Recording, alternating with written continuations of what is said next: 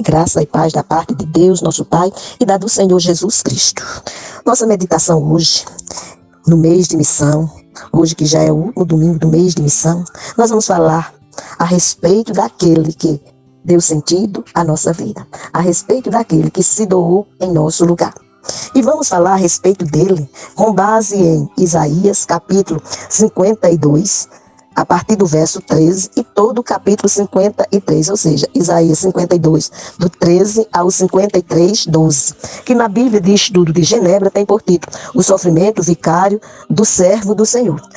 O conteúdo, ou seja, os versículos a respeito desse texto é: eis que o meu servo procederá com prudência, será exaltado e elevado e será muito sublime, como pasmaram muitos à vista dele, pois o seu aspecto estava muito desfigurado, mais do que o de outro qualquer, e a sua aparência mais do que a dos outros filhos dos homens. Assim causará admiração às nações, e os reis fecharão a sua boca por causa dele, porque aquilo que não lhes foi anunciado verão, e aquilo que não ouviram entenderão. São os versos de 13 a 15 do capítulo 52. Seguimos agora com o capítulo 53. Quem creu em nossa pregação? E a quem foi revelado o braço do Senhor? Porque foi subindo como renovo perante ele, e como raiz de uma terra seca. Não tinha aparência nem formosura. Olhámo-lo, mas nenhuma beleza havia que nos agradasse. Era desprezado e o mais rejeitado entre os homens. Homem de dores, e que sabe o que é padecer, e como um de quem os homens escondem o rosto, era desprezado, e dele não fizemos caso. Certamente, ele tomou sobre si as nossas enfermidades, e as nossas dores levou sobre si. E nós o reputávamos por aflito, ferido de Deus e oprimido. Mas ele foi traspassado pelas nossas transgressões e moído pelas nossas iniquidades. O castigo que nos traz a paz estava sobre ele, e pelas suas pisaduras fomos sarados. Todos nós andávamos desgarrados, como ovelhas. Cada um se desviava pelo caminho, mas o Senhor fez cair sobre ele a iniquidade de nós todos. Ele foi oprimido e humilhado, mas não abriu a boca. Como cordeiro foi levado ao matadouro, e como ovelha muda perante os seus tosqueadores. Ele não abriu a boca. Por juízo opressor foi arrebatado, e da sua linhagem quem dela cogitou? Porquanto foi cortado da terra dos viventes, por causa da transgressão do meu povo, foi ele ferido. Designaram-lhe a sepultura com os perversos, mas com o rico esteve na sua morte. Posto que nunca fez injustiça, nem dolo algum se achou em sua boca. Todavia, ao Senhor agradou moê-lo, fazendo-o enfermar. Quando der ele a sua alma como oferta pelo pecado, verá a sua posteridade e prolongará os seus dias. E a vontade do Senhor prosperará nas suas mãos. Ele verá o fruto do penoso trabalho de sua alma e ficará satisfeito. O meu servo, o justo, com o seu conhecimento, justificará a muitos, porque as iniquidades deles levará sobre si. Por isso eu lhe darei muitos como a sua parte, e com os poderosos repartirá ele o despojo, porquanto derramou a sua alma na morte. Foi contado com os transgressores, contudo levou sobre si o pecado de muitos, e pelos transgressores intercedeu. Esse é o texto lido a respeito do Senhor e Salvador Jesus Cristo. Quando nós olhamos na Bíblia de Estudo de Genebra, nós vamos contemplar que é feito um destaque a várias partes do texto, mostrando a importância de conhecermos a ação gloriosa realizada pelo servo, que se coloca em nosso lugar, tomando sobre si as nossas dores e nos apresentando a Deus como seres justificados. Justificado porque ele, na cruz do Calvário, justificou a cada um dos que nele crê. Veja que o texto termina dizendo claramente para todos nós. Olha, foi contado com os transgressores, contudo levou sobre si o pecado de muitos, e pelos transgressores intercedeu. Você tem observado a palavra de Deus? Tem observado o que ele realizou em seu favor? Tem observado que só é através dele que você e eu teremos vida eterna com Deus. Isso não recebemos por alguma ação nossa, pois o próprio Isaías diz em Isaías 64:6 que os nossos atos de justiça são como trapo de imundícia. Porque só em Jesus é que há a verdadeira reconciliação com Deus. Pois o próprio Jesus nos diz no Evangelho segundo João, capítulo 14, verso 6, eu sou o caminho, a verdade e a vida. Ninguém vem ao Pai a não ser por mim. Essa foi a colocação de Jesus, deixando claro que nada nem ninguém nos justificará diante do Pai. Foi Ele que tomou sobre si as nossas dores e enfermidades. O castigo que era nosso, Ele tomou sobre si. Quando a gente olha no livro de Isaías, além do texto que foi lido, nós vamos contemplar, de acordo com a Bíblia visual com infográfico, o seguinte destaque. Que ele destaca 4 ideias centrais deste livro. A primeira delas é: as alianças feitas neste mundo decepcionam, mas confiar em Deus traz salvação. A própria palavra diz que os que confiam no Senhor são como o monte Sião, que não se abalam, mas permanece para sempre. Isso se encontra no Salmo 125, verso 1. Porque Deus é santo e amoroso, Ele pune os rebeldes, mas um dia Ele resgatará aqueles que se arrependem. Veja que a própria palavra nos diz em 1 João 9, se confessarmos os nossos pecados, Ele é fiel e justo para nos perdoar os pecados e nos purificar de toda injustiça. A terceira ideia central do livro de Isaías é: Deus é o rei dos reis, Ele é justo e faz o que é reto. E fecha as ideias centrais com a seguinte colocação: Deus promete enviar o Messias, aquele que trará justiça e salvação para todos os que creem. Esta promessa, que vem desde Gênesis 3,15, que Ele, Deus, prometeu que enviaria aquele que esmagaria a cabeça da serpente, Ele enviou. Ele morreu e Ele ressuscitou ao terceiro dia e se encontra à destra de Deus e intercede por todos aqueles que nele esperam ou que nele confiam. O salmista já nos disse: esperei com paciência no Senhor, Ele se inclinou para mim e ouviu o meu clamor. Salmo 40, verso 1. Você tem esperado em quem? Os que esperam no Senhor jamais serão confundidos. Os que depositam a sua confiança naquele que pode sobre tudo e todas as coisas, com certeza serão vitoriosos, porque terão nele a vida eterna com Deus.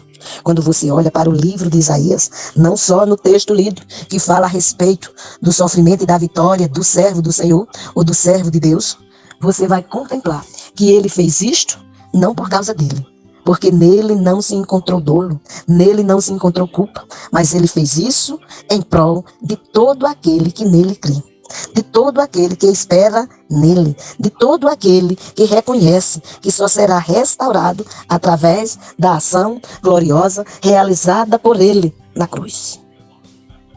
Guarde na sua memória que o livro de Isaías contém mais profecias sobre o nascimento, a vida e o ministério de Jesus do que qualquer outro livro do Antigo Testamento. É um livro formado com 66 capítulos, como se cada capítulo representasse as Sagradas Escrituras, porque a Bíblia como um todo é formada de 66 livros, e o livro de Isaías é composto de 66 capítulos.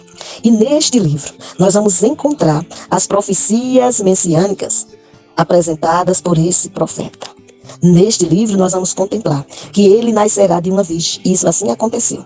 Pois quando você lê no capítulo 7, no verso 14, nós vamos contemplar que o Senhor enviaria o Emanuel, o Deus conosco.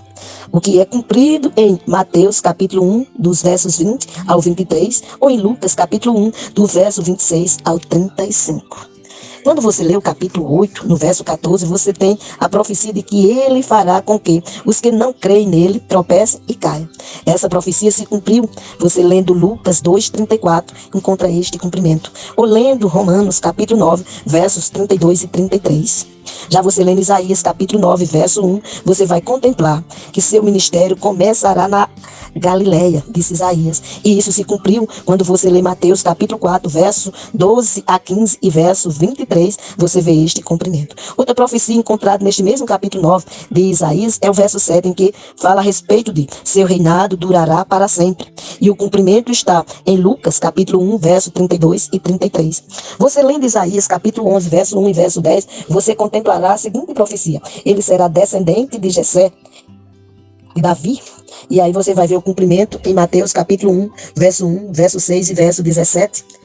Você ainda nesse mesmo capítulo 11, lendo o verso 10, lendo também Isaías 56, de 6 a 8, você vai contemplar que ele terá seguidores entre os gentios. E essa profecia se cumpre quando você lê João, o Evangelho, capítulo 10, verso 16, ou quando você lê Atos, capítulo 10, verso 34 a 35, depois verso 45 e verso 47. Ele será considerado a pedra principal do alicerce. Está em Isaías capítulo 28, verso 16. E essa profecia se cumpriu você contemplando ou lendo 1 Pedro capítulo 2, versos 6 e 7. Ele curará os doentes, como está em Isaías capítulo 35, versos 5 e 6. O cumprimento dessa profecia você lê em Mateus capítulo 11, versos de 4 a 6, ou em João capítulo 9, versos 6 e 7. Ele será precedido por um mensageiro. Isaías capítulo 40, verso 3. O seu cumprimento está em Lucas capítulo 1, verso 17 e verso 76 a 77. Além dessas profecias, você ainda tem outras profecias a respeito do servo do Senhor ou do servo de Deus, que foi lido em Isaías, capítulo 52, versos de 13 a 15 e todo o capítulo 53. Olha o que diz em Isaías 42, de 1 a 6. Ele será humilde, mas será firme em fazer a vontade do Senhor. O seu cumprimento está em Mateus capítulo 12, versos de 15 a 21. Ele tolerará que o povo cuspa e bata nele, como está em Isaías capítulo 50, verso 6. E o seu cumprimento você lê em Mateus capítulo 26, verso 67. Ele será rejeitado e desprezado. Texto lido hoje em Isaías, capítulo 53, verso 3. E o cumprimento está em Mateus, capítulo 13, verso 57, ou em Marcos, capítulo 6, verso 4. Ele sofrerá. Isaías 53, verso 3 e verso 10, que nós lemos, e o seu cumprimento está em Mateus, capítulo 27, verso 26 e verso 29.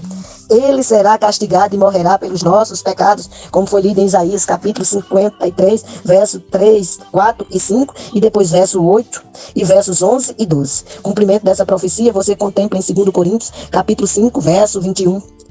Ele não tentará se defender. Texto lido, Isaías 53, verso 7. O cumprimento dessa profecia está em Mateus, capítulo 26, versos 62 e 63. Capítulo 27, versos de 11 a 14. Ele será enterrado entre ricos. Isaías 53, 9, do texto lido. E o cumprimento está em João, capítulo 19, verso 38 a 42. Ele será ungido pelo Espírito de Deus. Isso se encontra em Isaías 61, verso 1. E o cumprimento desta profecia está em Mateus 3, 16 e em Marcos 1, 10. Seu ministério será público. Isaías 61, versos de 1 a 3. E o cumprimento desta profecia está em Lucas, capítulo 4, versos do 16 ao 21 e verso 43. E, além de todo o destaque já dado, quando você olha para o capítulo 52 e 53 de Isaías, você ainda vai contemplar os seguintes destaques. O seu rosto ficará tão desfigurado que será impossível reconhecê-lo. Foi o texto lido de Isaías 52, verso 14. Depois, ele será desprezado e rejeitado por todos, como está em Isaías 53, 3, que nós lemos. Mas ele será louvado e receberá homenagem. Isaías 52, verso 13, que foi lido por nós. Olha aqui, além disso, você vai ver que ele não tentará se defender. Isaías 53, verso 7. Ainda no verso 7, ele será levado como um cordeiro a ser morto. Além disso, em Isaías 53, 4, ele carregará a dor e o sofrimento da humanidade. Ainda nesse mesmo versículo, ele será castigado, maltratado e ferido por Deus. E você olhando no capítulo 53, lido, verso dos 5 e 6, depois verso 8, verso 10 e verso 12, vai destacar que ele será preso, condenado e morto por causa dos pecados da humanidade. Nesse contexto se encontra você e eu. Mas ele teve misericórdia de nós. Ele entregou-se em o teu e o meu favor. Precisa tão somente reconhecermos isso. Um dia o Senhor me deu a oportunidade de assim reconhecer, confessar o meu pecado. E eu deixei de ser criatura e passei a ser sua filha.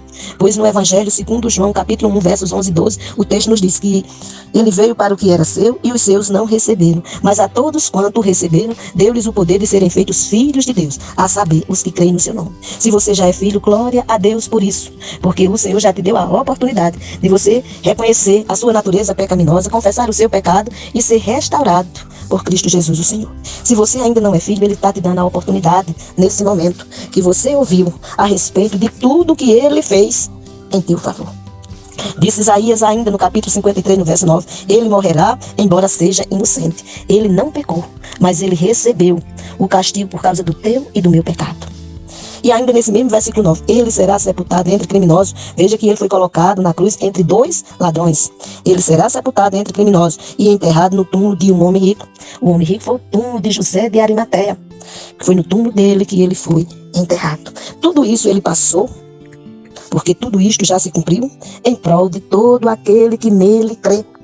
Porque ele nos diz em João 10:10 que o ladrão veio matar, roubar e destruir, mas ele, Jesus, veio para nos dar vida e vida em abundância. Basta tão somente você crer que o sofrimento dele foi exatamente para que você tivesse vida eterna com Deus. Por isso Isaías declarou, e na Bíblia contemplamos que o sofrimento e a vitória do servo do Senhor foi em teu e no meu favor, ou seja, em favor de todo aquele que nele crê.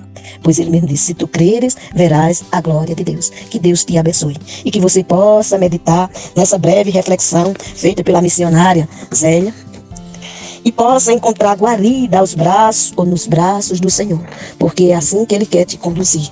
Ele disse, se você se encontra cansado e sobrecarregado, lance sobre Ele o seu fardo e receba dele o seu jugo, que é suave e leve. E Deus te abençoe em Cristo Jesus, o Senhor. E que o Espírito Santo te convença do pecado, da justiça e do juízo. E assim você tenha a oportunidade de enaltecer ao Senhor, que se já é filho, e se não é filho, se tornar filho de Deus, através de Cristo Jesus, o Senhor. Amém.